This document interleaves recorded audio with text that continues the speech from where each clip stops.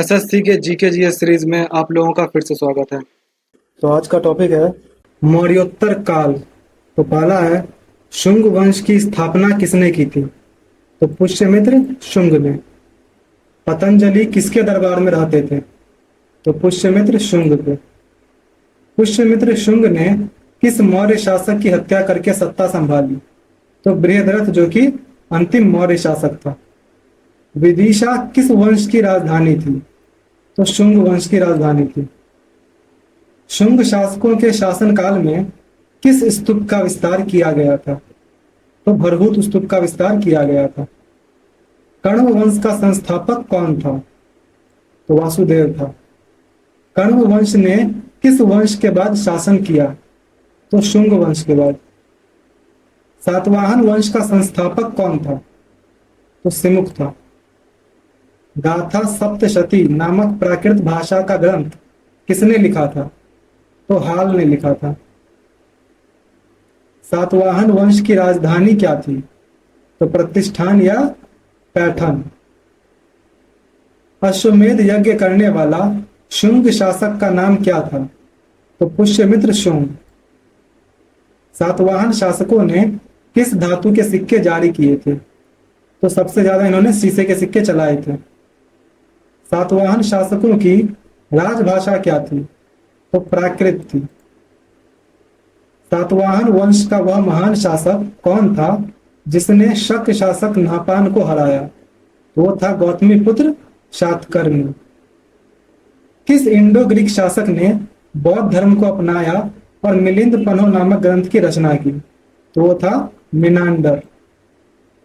भारत में सबसे पहले सोने के सिक्के किसने जारी किए थे? तो इंडो ग्रीक ने जारी किए थे। शक संवत की शुरुआत किसने की थी? तो कनिष्क ने की थी। शक संवत किस वर्ष शुरू हुआ था? तो 78 ईस्वी में शुरू हुआ था। रुद्रदामन किस वंश का सबसे प्रसिद्ध शासक था? तो शकों का था।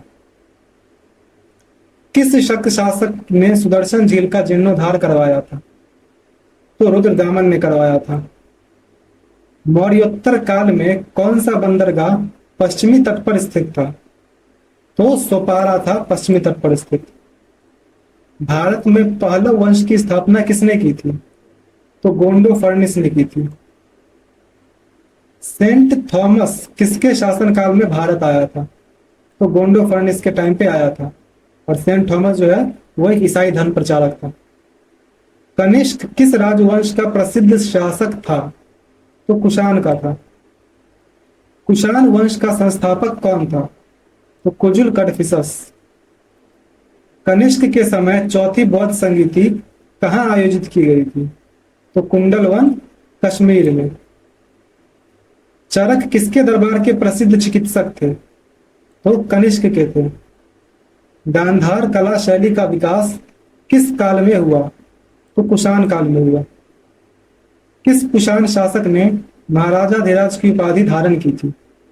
तो कनिष्क ने धारण की थी। मौर्योत्तर काल में रेशम मार्ग पर किसका नियंत्रण था? तो कुषाण शासकों का था। मिलिंद पन्हो नामक ग्रंथ किन दो व्यक्तियों के बीच संवाद का वर्णन है? तो मिनांडर और नागसेन। नागसेन जो है वो बौद्ध भिक्षु। नागार्जुन किसके दरबार के प्रसिद्ध दार्शनिक थे? तो कनिष्क के। शुंग वंश के अंतिम शासक का नाम क्या था? तो देवभूति था। कण्व वंश का अंतिम शासक कौन था? तो सुशर्मा था। चेदी वंश का सबसे प्रसिद्ध शासक कौन था जिसने हाथी गुम्पा अभिलेख लिखवाया था?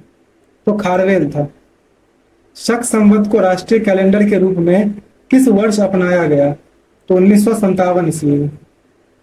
कुषाणों की दूसरी राजधानी क्या थी? तो मथुरा थी। बुद्ध चरित नामक महाकाव्य किसने लिखा था? तो अश्वघोष ने। तक्षशिला विश्वविद्यालय किसके शासनकाल में शिक्षा का प्रमुख केंद्र था? तो कुषाणों के काल में था। पहलव शासक गोंडो फर्निस के राज्यकाल में कौन सा धर्म भारत में आया? तो ईसाई धर्म आया। मैंने बताया ना, सेंट थॉमस जो है वो ईसाई धर्म प्रचारक था। भारत में इंडो ग्रीक शासन का सबसे प्रमुख केंद्र कौन सा था? तो सियालकोट था। किस शासक ने महाराज की उपाधि धारण की थी? तो रुद्रदामन ने धारण की थी। सातवाहन वंश के किस शासक ने दक्षिणापथपति की उपाधि धारण की थी? तो गौतमीपुत्र सातकर्णी में। गौतमीपुत्र सातकर्णी का वर्णन किस अभिलेख में मिलता है? तो नासिक अभिलेख में मिलता है, जो कि इसकी माता गौतमी बलश्री का है। कनिष्क की राजधानी क्या थी? तो पेशावर या पुरुषपुर। किस शासक ने विक्रम संवत की शुरुआत की थी? तो विक्रमादित्य ने की थी। विक्रम संवत किस वर्ष आरंभ हुआ? तो 58 ईसा पूर्व में। अगर यहाँ पे 57 होता तो 57 मारते। किस शासक को 2 अश्वमेध यज्ञ करवाने का श्रेय दिया जाता है? तो पुष्यमित्र शुंग को। किस इंडो ग्रीक शासक ने यूक्रेटाइटिस वंश की स्थापना की थी? तो यूक्रेटाइटिस ने ही की थी। शुंग वंश के शासन काल में किस साहित्य का पुनरुत्थान हुआ? तो संस्कृत साहित्य का। सातवाहन वंश का अंतिम महान शासक कौन था? तो यज्ञश्री सातकर्णी।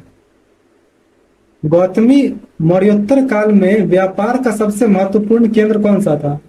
तो प्रतिष्ठान था। शक शासक रुद्रदामन का शासन क्षेत्र कौन सा था? तो पश्चिमी भारत था। किस वंश के शासन काल में अमरावती कला शैली का विकास हुआ? तो सातवाहनों के टाइम पे। मौर्योत्तर काल में भारत पर आक्रमण करने वाले यूनानी, शक और पहलव और कुषाणों का सही क्रम क्या है? तो सबसे पहले आए यूनानी, फिर शक, फिर पहलव और लास्टली कुषाण। तो ऑप्शन ए सही है। यवन शब्द का प्रयोग किसके लिए किया गया है? तो इंडो ग्रीक के लिए किया गया है। किस कुषाण शासक ने सबसे पहले भारत में सोने के सिक्के चलाए थे? तो विम कटफिशस ने सबसे पहले सोने के सिक्के चलाए थे। मौर्योत्तर काल में श्रेणी का अर्थ क्या था? तो व्यापारी समूह। हिंद यवन शासकों ने कौन सी 2 शैलियों का विकास किया? तो गांधार और मथुरा। सातवाहन वंश के किस शासक ने 2 अश्वमेध और 1 राजसूय यज्ञ करवाया था? तो सातकर्णी प्रथम ने। शक मूलतः कहाँ के निवासी थे? तो मध्य एशिया के थे। कनिष्क बौद्ध धर्म के किस संप्रदाय का अनुयायी था? तो महायान का था। किस कुषाण शासक को देवपुत्र की उपाधि से संबोधित किया गया है? तो कनिष्क को किया गया है। शक और कुषाण शासकों ने किस क्षेत्र से भारतीय संस्कृति को प्रभावित किया? तो धर्म, कला, प्रशासन, स्थापत्य सभी से। किस वंश के शासन काल में बुद्ध की खड़ी प्रतिमा का विकास हुआ? तो कुषाण के टाइम पे। शक संवत और विक्रम संवत के बीच कितने वर्षों का अंतर है? तो 135 या 136 वर्ष। अमरकोश किसने लिखा था? तो अमर सिंह ने लिखा था। मिनांडर के सिक्के कहाँ से मिले हैं? तो अफगानिस्तान और पंजाब से। सातवाहन वंश का कौन सा शासक एक ब्राह्मण कहलाता है? तो गौतमीपुत्र सातकर्णी कहलाता है, क्योंकि इसने ब्राह्मण धर्म का जो है पुनरुद्धार किया था। कनिष्क के समकालीन कौन थे? तो अश्वघोष, वसुमित्र और नागार्जुन, ये तीनों थे। बाकी जो है उस समय कोई ना कोई 1 या 2 जो है गलती लिखा हुआ। कण्व वंश की राजधानी क्या थी? तो पाटलिपुत्र ही थी। इंडो ग्रीक शासन काल में किस बंदरगाह का व्यापारिक महत्व बढ़ गया था? तो बारबेरिकम का। शक शासकों ने किस क्षेत्र पर शासन करने के बाद छत्रप की उपाधि धारण की? तो पश्चिमी भारत पे। किस शासक को महान रेशम मार्ग का नियंत्रक कहा जाता था? तो कनिष्क को कहा जाता था। रोमन व्यापार के प्रमाण किस भारतीय बंदरगाह से मिले हैं? तो अरिकामेडू से मिले हैं। यमनिका शब्द का प्रयोग किस कला के लिए होता है? तो नाटक में पर्दे के लिए होता है। मौर्योत्तर काल में समाज में किस वर्ग का उदय हुआ? तो व्यापारी और शिल्पी वर्ग का। सातवाहन काल में आंध्र प्रदेश में किस क्षेत्र में व्यापारिक केंद्र विकसित हुए? तो पूर्वी तट पे हुए। नागार्जुन किस सिद्धांत के प्रतिपादक थे? तो शून्यवाद के थे। शक और कुषाण शासकों ने भारतीय समाज में किस प्रकार का परिवर्तन किया? तो उन्होंने भारतीय धर्मों को अपनाया और उनका संरक्षण किया। सातवाहन वंश के किस शासक ने अपनी माता का नाम अपने नाम के आगे लगाया? तो इसमें अगर वशिष्ठिपुत्र पुलमावी होता तो वो भी हम लगा सकते थे, लेकिन नहीं है वो, तो गौतमीपुत्र सातकर्णी होगा। कण्व वंश का शासन कितने वर्षों तक चला? तो लगभग 45 वर्षों तक चला था। इंडो ग्रीक शासक ने डेमेट्रियस वंश की स्थापना किस इंडो ग्रीक शासक ने डेमेट्रियस वंश की स्थापना की? तो डेमेट्रियस ने की।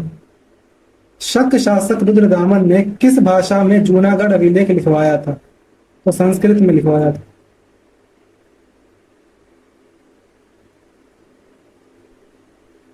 किस शासक ने बौद्ध कला के विकास में महत्वपूर्ण योगदान दिया?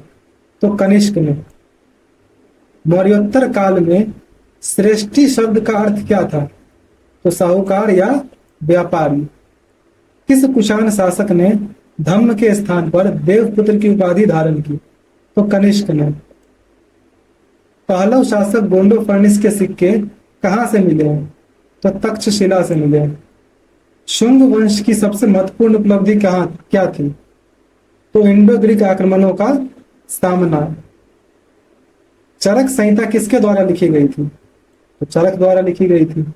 सातवाहन वंश का सिमुख किस धर्म का अनुयायी था? तो जैन धर्म का अनुयायी था।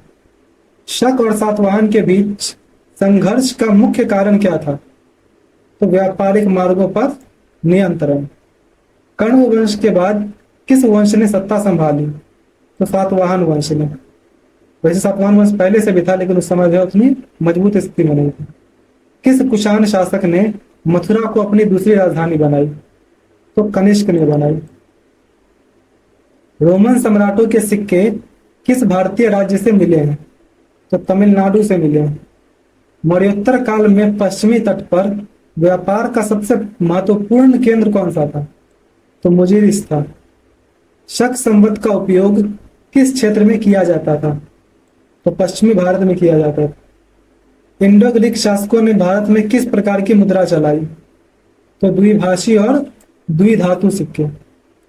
किस शासक ने सबसे पहले महान राजा की उपाधि धारण की थी? तो कनिष्क ने। पहलव किस क्षेत्र से भारत आए थे?